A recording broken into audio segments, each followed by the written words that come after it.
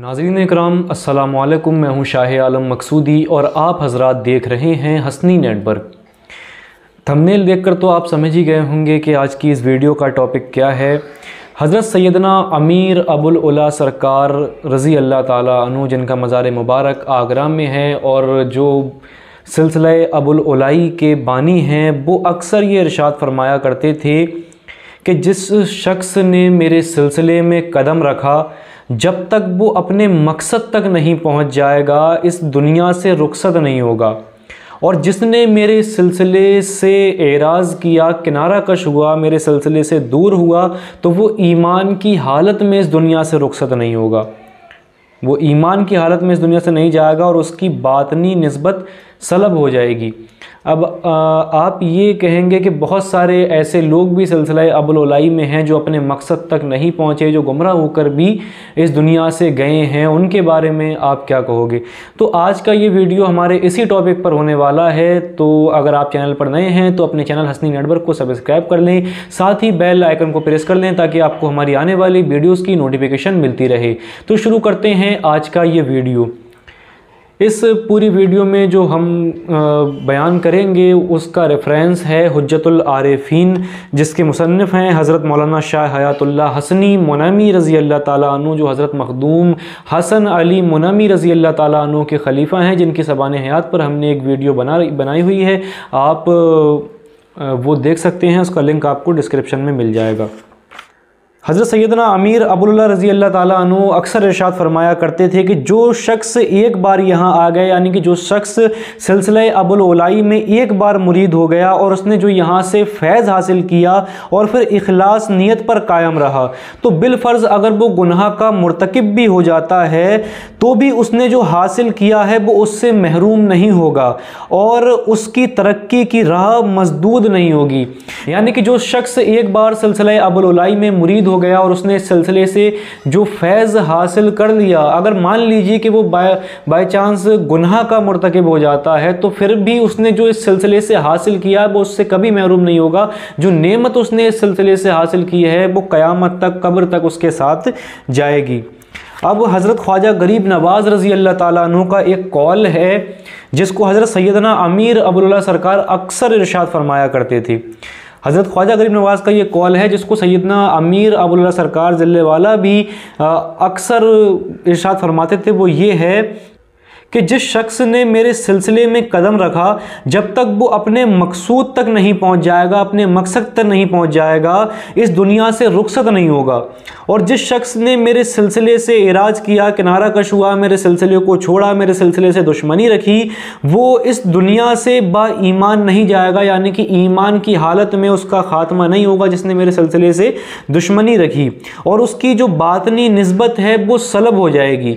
मतलब ये कि जो इखलास के साथ मेरे पास आया, जो मोहब्बत के साथ इस सिलसिला अबुल उलाई में आया और सिलसिला चिश्तिया में आया, तो जब तक वो अपना मकसद, यानी कि जो हुजूर खुदाबंदी और हुस्न ख़ात्मा से इबारत है, यानी कि ईमान पर ख़ात्मा होना, यही हर मोमिन का मकसद होता है कि उसका ख़ात्मा ईमान पर हो जाए, जब तक वो उस चीज़ को हासिल नहीं कर लेता तो वो इस दुनिया से नहीं जाएगा। और जो इस सिलसिला अबुल उलाई और सिलसिला चिश्तिया से दुश्मनी रखेगा वो दुनिया और आखिरत दोनों जगह नुकसान में रहेगा। अब आप ये भी कह सकते हैं कि बहुत सारे ऐसे लोग हैं जो सिलसिला चिश्तिया, सिलसिला अबुल उलाइया में हैं, लेकिन वो गुमराह होकर इस दुनिया से गए हैं।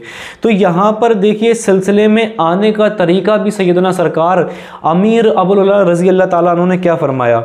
आप रज़ी अल्लाह ताला अन्हु ने फरमाया कि अगर किसी को मेरी सोबत में इस कदर राहत तो इत्मीनान मिले कि मिसाल के तौर पर कोई शख्स भूखा और प्यासा सहरा में चला जा रहा है और सूरज की गर्मी से परेशान होकर वो पनाह ढूंढ रहा है सूरज की गर्मी से, क्योंकि मुझे छाई की जगह मिल जाए जहाँ पर छाया हो, वो परेशान होकर उस जगह को ढूंढ रहा है, और अचानक वहाँ उसे एक दरख्त मिल जाए जिसके साए के नीचे बैठकर वो आराम करे, तो उस भयंकर गर्मी में, उस सहरा में, सूरज की गर्मी से परेशान भूखा प्यासा एक शख्स उस दरख्त के नीचे जितनी राहत, जितना सुकून महसूस करेगा, अगर इतना सुकून उसको मेरे पास आकर, मेरी सोबत में आकर मिलता है तो उसे मेरी सोबत मुबारक हो। और जो शख्स मेरे पास इस नीयत से आता है कि उसे दुनिया हासिल हो जाए, दुनियावी दौलत हासिल हो जाए, उसे मेरे पास कश्फ व करामत देखने को मिल जाए, तो वो ऐसा शख्स कहीं और चला जाए, कहीं और जाकर दुनिया ढूंढ ले। ये अलग दुनिया है और कश्फ व करामत के तालिबीन को भी चाहिए कि वो यहाँ ना आए। यानी कि जो हमारी दुनिया है वो तुम्हारी दुनिया से अलग है। तुम कश्फ व करामत और दुनियावी दौलत की लालच में अगर यहाँ पर आते हो तो जगह कहीं और ढूंढ लो।